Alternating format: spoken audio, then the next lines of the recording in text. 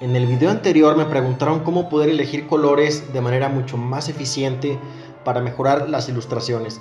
Y para eso tengo aquí un ejemplo de esta imagen que encontré y voy a tratar de meterme en la cabeza del artista que la realizó para entender qué es lo que está pasando y que a la vez me sirva para yo poder aplicarlo en mis propias ilustraciones, ¿no?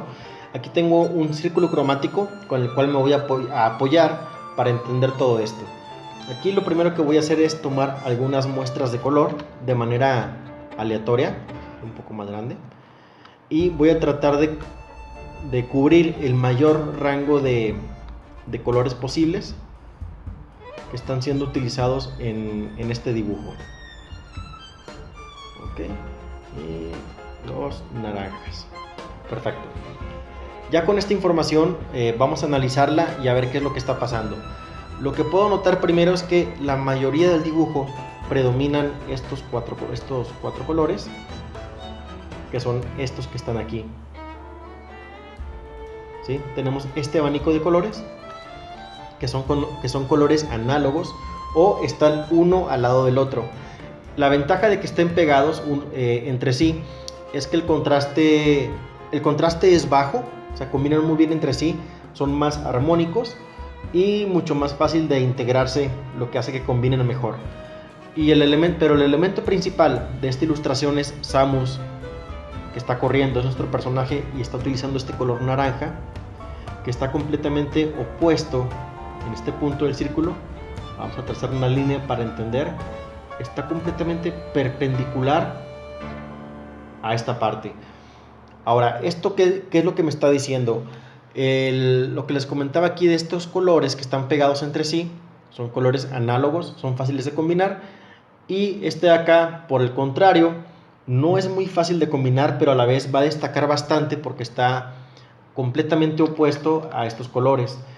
Además de esto, este es un color cálido y estos de acá son colores, en su mayoría, bueno, digamos que de aquí para acá son colores fríos y acá agarra un poco de color cálido, pero en su mayoría son colores fríos complementados por un color cálido que está siendo utilizado para resaltar ciertos elementos en la ilustración, como por ejemplo los ojos de los peces, la serpiente, uno que otro detalle aquí, por aquí también, pero son detalles muy pequeños. Las luces de aquí son detalles muy pequeños que están siendo utilizados nada más para darle ese como que pop o elementos que destaquen en la ilustración, pero principalmente Samus es el que está resaltando con este otro color.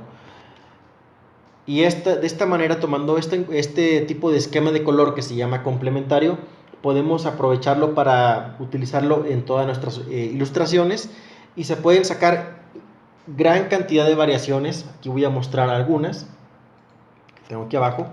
Tenemos la misma, la que les mostré ahorita.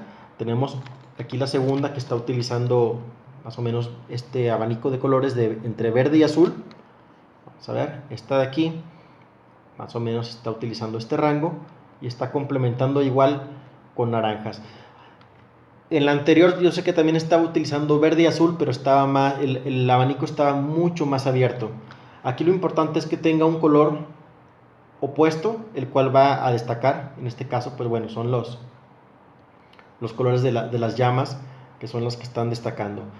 En este tercer ejemplo tenemos a la chica que está siendo utilizada con un color rojo para destacar, y la mayoría de los colores están en este rango. Bueno, de hecho están siendo utilizados entre verdes y amarillos, ¿sí?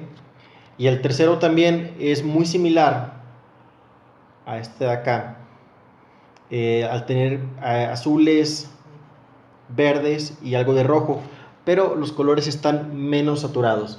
Esto lo vamos a ver en un próximo video, donde voy a explicar lo que son los complementos o las propiedades de los colores, más bien dicho, y cómo estas pueden ayudarnos a darle todavía un toque más para evitar que nuestras ilustraciones se vean tan similares con el uso de este tipo de esquemas. Al menos, bueno, con este tipo de esquema de colores complementarios. Como les comenté, hay muchos esquemas de colores que se pueden utilizar en el círculo cromático, pero para este video creo que entender el complementario es esencial, ya que es de los más utilizados, porque tiene la propiedad de que puede resaltar los elementos de manera muy fácil. Por lo pronto yo los dejo con este video, espero que les haya gustado, déjenme aquí abajo sus comentarios y nos vemos en el próximo dibujo. Hasta luego.